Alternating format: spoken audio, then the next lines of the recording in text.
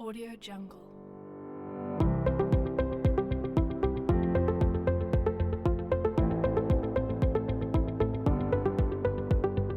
Audio Jungle.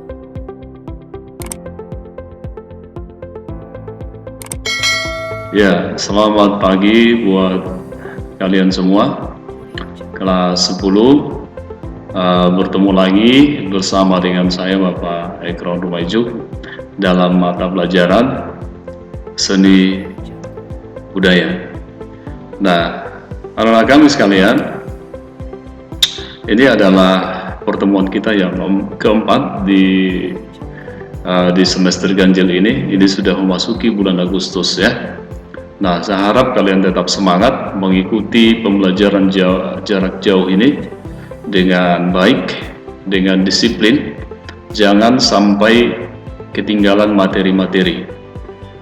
Saya membuat video YouTube ini supaya kamu bisa membukanya kapan saja, apalagi ketika ujian kamu harus kembali melihat materi ini ya di YouTube ya. Baik, anak-anakku, pada 3 minggu yang lalu atau 3 minggu berturut-turut kita sudah belajar tentang konsep budaya ya, konsep budaya. Nah, sekarang kita akan berbicara tentang konsep seni.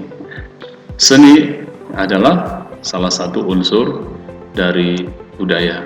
Berarti seni merupakan bagian dari budaya. Baik, anak-anakku semuanya, adapun kompetensi dasar kita, yaitu kita masuk ke 3.2, yaitu memahami konsep seni, dan 4.2 yaitu prakteknya, yaitu kegiatan berkarya seni ya. Nah, kamu bisa lihat dan membaca di sini ada indikator pencapaian kompetensi yang menjelaskan pengertian seni, mengidentifikasi pembagian seni, mendeskripsikan fungsi dan nilai seni, mengidentifikasi aspek-aspek seni, dan membuat karya seni.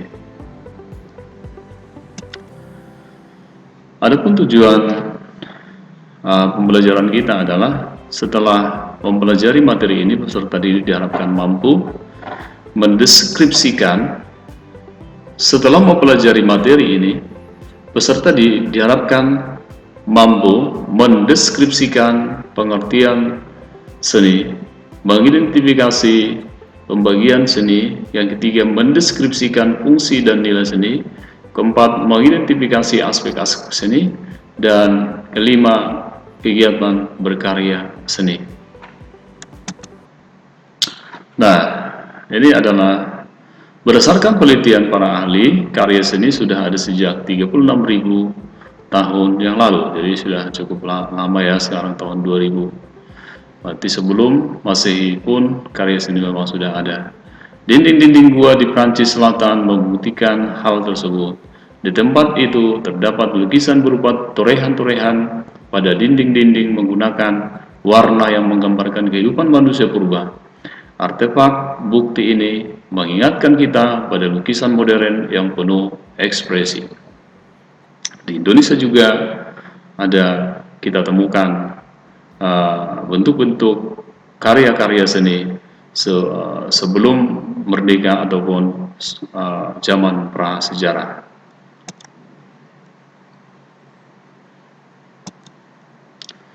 Kita masuk ke etimologi asal usul kata. Pengertian seni secara etimologi atau asal usul kata berasal dari bahasa Sanskerta, yaitu sani. Sani ya, yang artinya apa? Pemujaan, persembahan, dan pelayanan. Dengan kata lain, seni sangat erat hubungannya dengan upacara keagamaan yang disebut juga dengan kesenian. Berarti nenek-nenek moyang kita dulu sudah memakai istilah seni di dalam pemujaan, persembahan, dan pelayanan.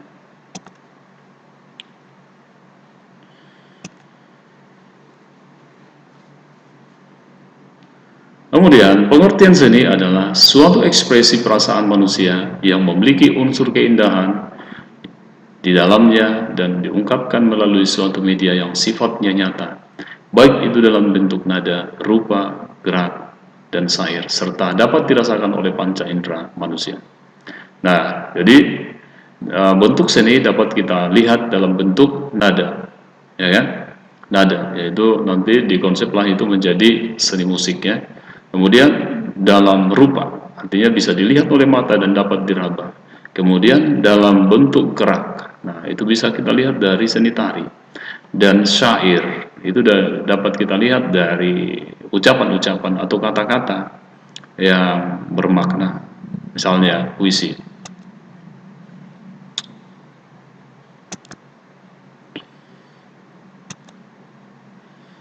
Pengertian seni menurut para ahli, yang pertama kita lihat seorang filsuf yang bernama Aristoteles.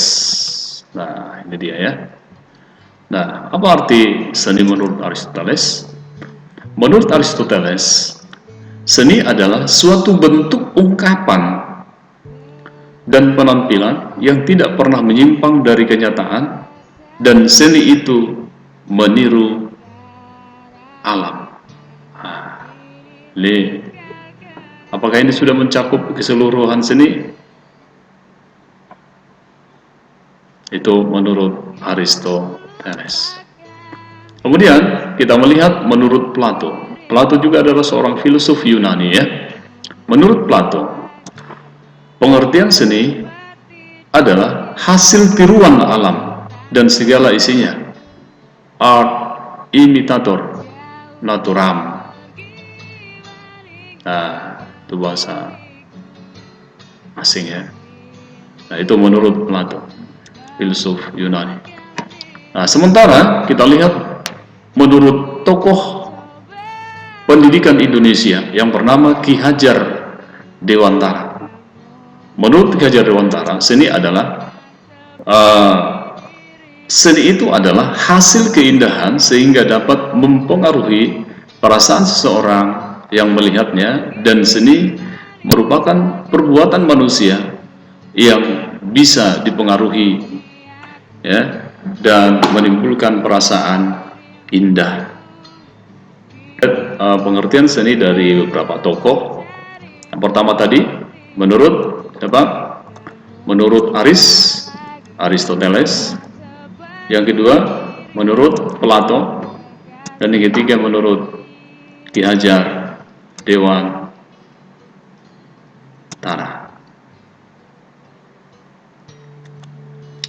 Nah, kita lihat pembagian seni. Nah, pembagian seni dibagi menjadi dua bagian besar. Yang pertama adalah seni berdasarkan media yang dipilih. Media itu bisa seperti bahan utama. Yang kedua adalah berdasarkan perkembangannya. Anak-anakku sekalian, kita masuk dalam pembagian seni. Yang pertama, yaitu berdasarkan media yang dipilih. Media itu adalah bahan utama yang dipakai dalam berkarya. Nah, berdasarkan media yang dipilih dapat dibagi tiga, yaitu yang pertama adalah seni audio. Seni audio atau yang disebut dengan auditory art. Nah, art itu adalah seni ya. Audio. Nah, nanti di mata kejuruan, mata pelajaran kejuruan, kamu nanti akan menemukan audio visual. Audio dan visual, kemudian audio dan visual. Audio itu berkaitan dengan indera pendengar, yaitu telinga. Berarti seni yang berkaitan dengan pendengaran, arti kita dengar. Yang kedua adalah seni visual, berarti berkaitan dengan indera penglihatan, yaitu dapat dilihat, atau visual art. Yang ketiga adalah penggabungan A dan B, yaitu seni audio visual atau yang disebut dengan auditory visual art. Nah, kalau kita terjemahkan secara sederhana, maka seni audiovisual adalah seni yang dapat didengar dan juga dapat dilihat. Oke, kita lihat satu persatu. Seni yang pertama kita lihat dulu seni audio visual. Seni audio.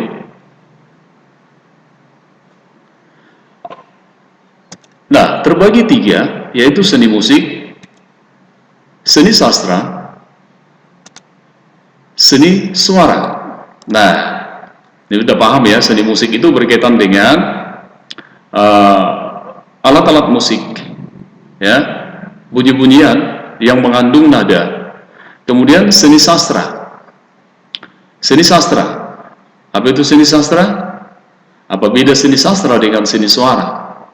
Sebenarnya semua ini berkaitan dengan suara. Tetapi seni sastra itu adalah lebih menitik beratkan kepada kalimat-kalimat atau kata-kata yang disusun rapi, yang enak didengar.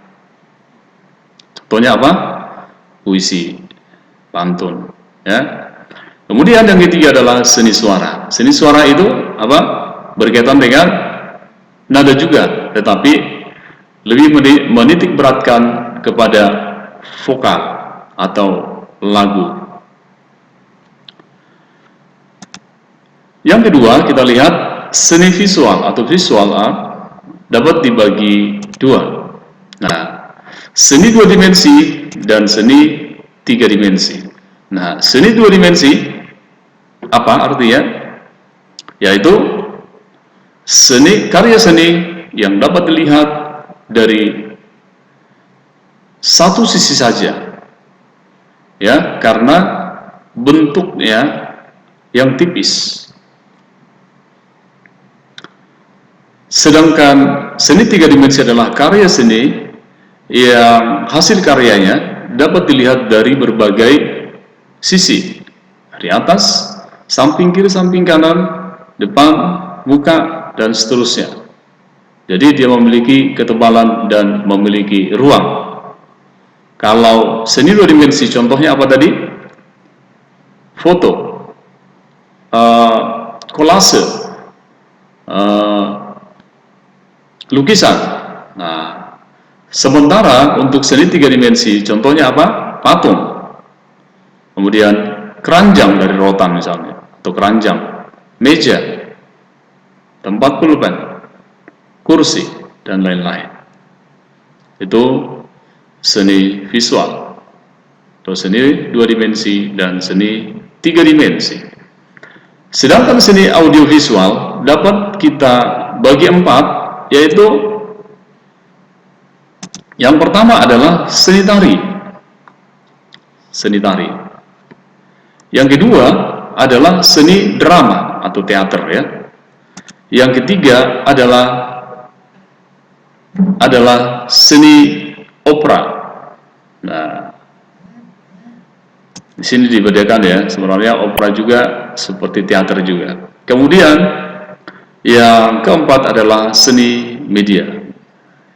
Seni media, ya, ada media cetak, ada media elektronik, ya.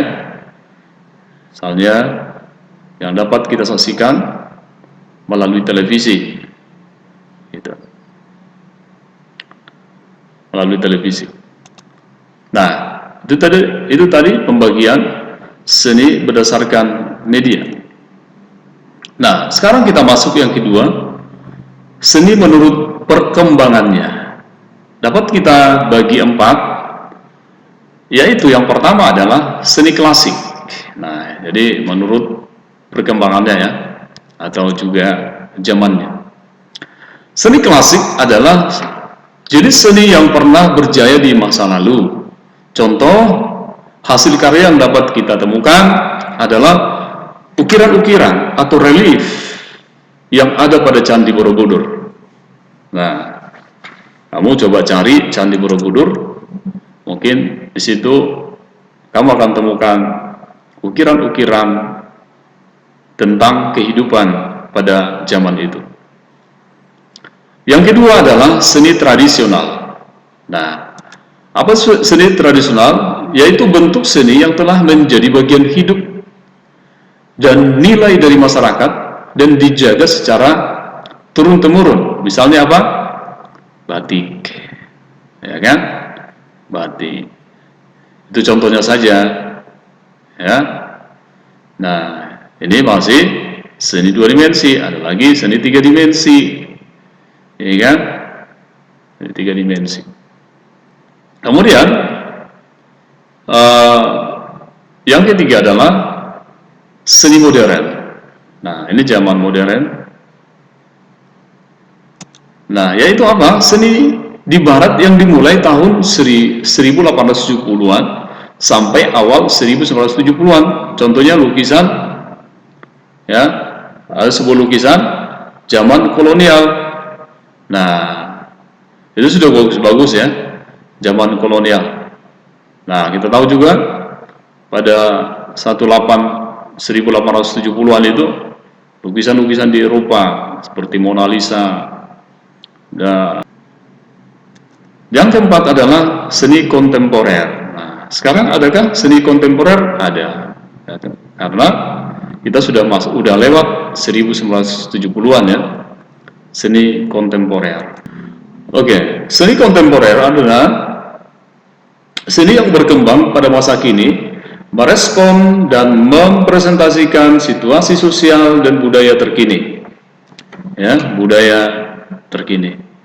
Nah, itulah yang dilukis misalnya, atau dibentuk dalam sebuah tarian, atau dibentuk dalam sebuah drama. Sekarang kita masuk ke fungsi seni dan nilai seni. Kita lihat dulu yang pertama, fungsi seni. Yang pertama sebagai fungsi seni adalah sebagai media agama, ya, sebagai media agama atau kepercayaan. Yaitu seni punya peranan penting dalam penyampaian pesan religi agama kepada manusia. Hal ini bisa kita lihat dari busana, ya, pakaian, upacara pernikahan, upacara kematian, lagu rohani, kaligrafi, dan lain-lain. Nah, kita tahu bahwa Indonesia adalah negara yang penduduknya memiliki ada 6 agama dan banyak aliran-aliran kepercayaan. Nah, contohnya dapat kita lihat, fungsi seni dalam agama dapat kita lihat, yaitu dari sebuah gambar ini, yaitu Candi Borobudur ya. Ini dipakai untuk apa? Ya, dipakai menjadi tempat ibadah bagi orang Buddha. Nah, kamu pernah pergi ke Candi Prambanan?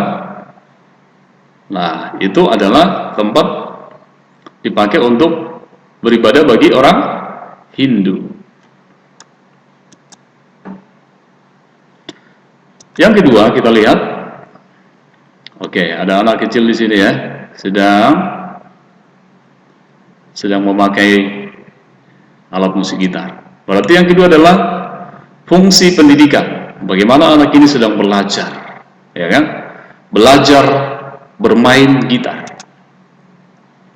Melalui seni, individu dapat belajar tentang nilai-nilai dan ilmu pengetahuan dengan cara yang menyenangkan. Misalnya seorang siswa dapat belajar bermain musik atau drama, di mana kegiatan ini dapat mengekspresikan diri mereka kepada orang lain. Nah, jadi bisa untuk belajar, ya, ilmu bermain gitar, bermain keyboard, bermain teater. Nah, yang ketiga adalah fungsi komunikasi, yaitu sebagai alat penyampaian pesan seperti penyampaian kritik sosial, gagasan, kebijakan dan media promosi, ya gitu ya. Sebagai media kritik dan gagasan dapat terwujud melalui seni lukis, musik, dan pertunjukan. Nah, ya kan, sebagai media kritik dilukislah sebuah sesuatu yang mungkin mengkritik negara karena sudah berlaku tidak adil misalnya, atau ada seseorang seniman melihat ada sesuatu kejanggalan di negara ini, lalu dikaranglah sebuah lagu yang menyindir, mengkritik tentang negara yang ada. Sebagai media promosi dapat terwujud dalam bentuk poster, reklame, ya, kemudian apa lagi? Kemudian iklan, ya. Nah, sebagai media promosi. Kemudian yang keempat, sebagai fungsi rekreasi atau hiburan, yaitu melalui seni yang dapat dilihat atau didengarkan dapat memberikan hiburan. Nah, suka nonton OVJ kan? Wah, kita tertawa, kita terhibur. Coba lihat dalangnya. Siapa namanya?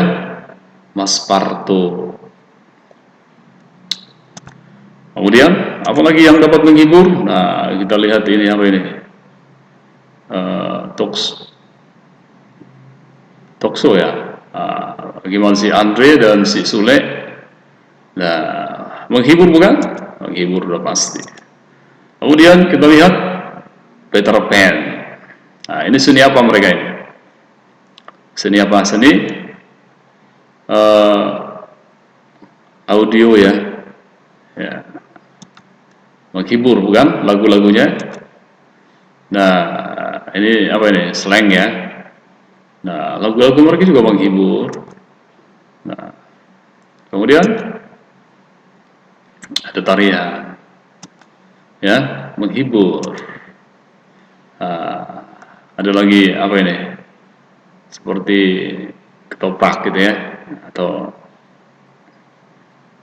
seperti wayang. Nah, itu yang keempat. Sekarang kita masuk yang kelima. Yang kelima, fungsi artistik. Nah, yaitu sebagai media ekspresi seniman atau orang tertentu saja. Ya, yaitu ini berlaku bagi media ekspresi, mewujudkan ekspresinya melalui karya-karya seni. Apakah itu lukisan, apakah itu mengarang sebuah lagu, apakah itu menciptakan sebuah gerakan, apakah itu menciptakan sebuah drama. Nah, seniman menyajikan karyanya bukan untuk komersial, tapi karena ekspresi dirinya sendiri.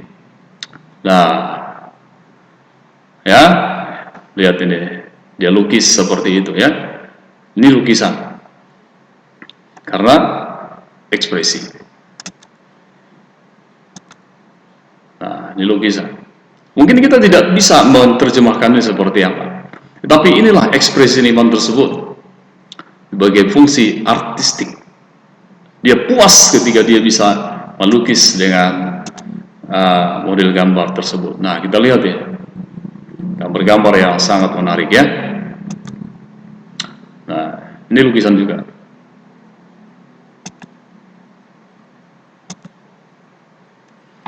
Oke, setelah media fungsi ekspresi, kita lihat artistik, kita lihat fungsi guna. Nah, atau yang disebut dengan seni terapan, applied art. Nah, jadi ini berkaitan dengan karya yang dapat dipergunakan dalam kehidupan sehari-hari, karya yang dapat dipergunakan, diterapkan dalam kehidupan sehari-hari. Misalnya peralatan atau perabotan rumah tangga. Tahu ya? Apa itu peralatan dan perabotan rumah tangga? Nah, misalnya seperti ini ada sendok terbuat dari kayu. Nah, ini seni terapan 3 dimensi. Nah, ada 2 dimensi. Nah, kita lihat ya, sendok bisa bejana-bejana seperti ini ya. Bisa seperti ini. Nah, jadi banyak gitu ya, bisa seperti ini. Apa yang namanya? Tikar. Tikar terbuat dari mana? Apakah dari rotan? Dari daun pandan ya. Ada lagi, nah ini keranjang terbuat dari rotan. Nah, fungsi guna bisa dipergunakan. Nah, ada meja, ya, ada vas bunga dari tanah liat, jadi cukup banyak ya. Itu dilihat dari fungsi gunanya. Sekarang kita lihat dari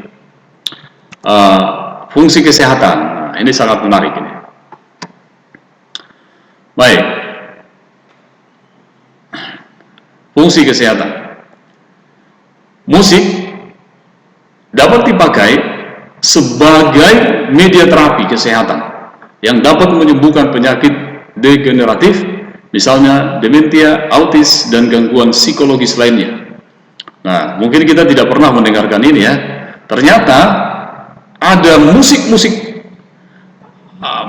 dapat dipakai untuk penyembuhan dalam penyakit-penyakit tertentu, khususnya gangguan psikologis itu, gangguan kejiwaan. Nah, dementia, pernah dengar? Nah, nanti dicari di Google, autis. Nah, penyakit autis, nah ini sering kita dengar ya, gimana pola pikirnya atau pikirannya kadang tidak bisa terkontrol, orang autis gitu ya.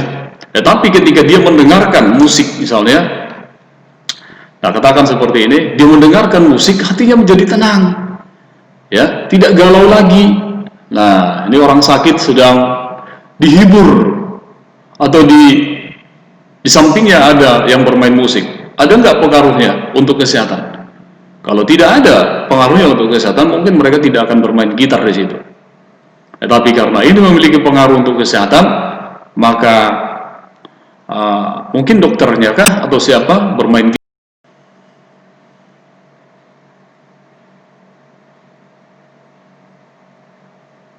Nah, ini lagi dapat kita lihat sedang bermain musik ya, didengarkan oleh orang yang sedang sakit.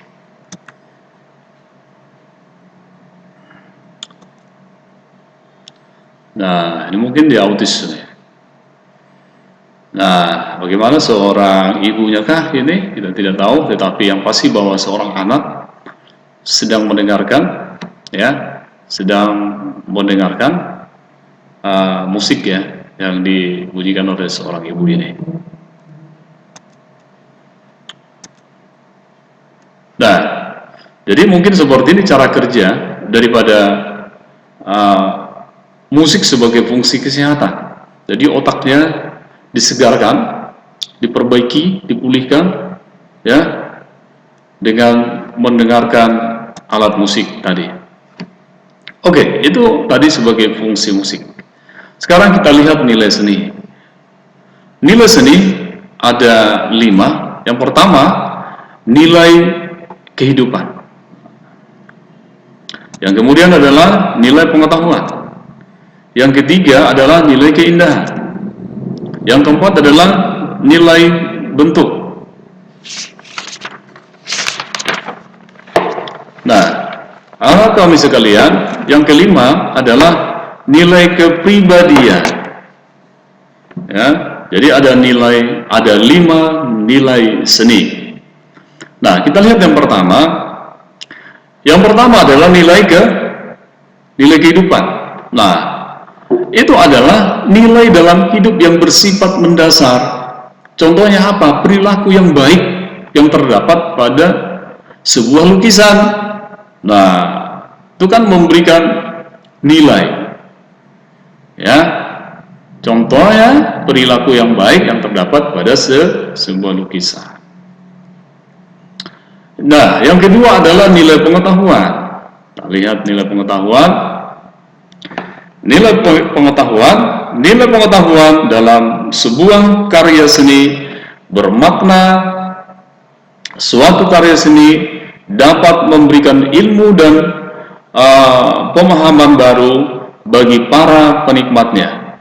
Pemahaman tersebut dapat berupa pemahaman terhadap alam sekitarnya dan berbagai aspek kehidupan yang melingkupinya. Contoh nilai pengetahuan dalam karya seni terwujud melalui karakteristik tata budaya atau adat kebiasaan dalam masyarakat. Yang ketiga adalah nilai keindahan. Nah, nilai keindahan dalam seni berhubungan erat dengan perasaan manusia. kehidupan hanya merupakan salah satu di antara banyak hal yang dicoba untuk diwujudkan oleh seni. Sekarang kita lihat nilai bentuk. Nilai ini menyebabkan seorang pengamat menikmati atau mendapat kepuasan dari ciri-ciri indrawi yang disajikan oleh suatu karya seni. Nilai bentuk menyebutkan seorang mengagumi bentuk besar dan bentuk kecil.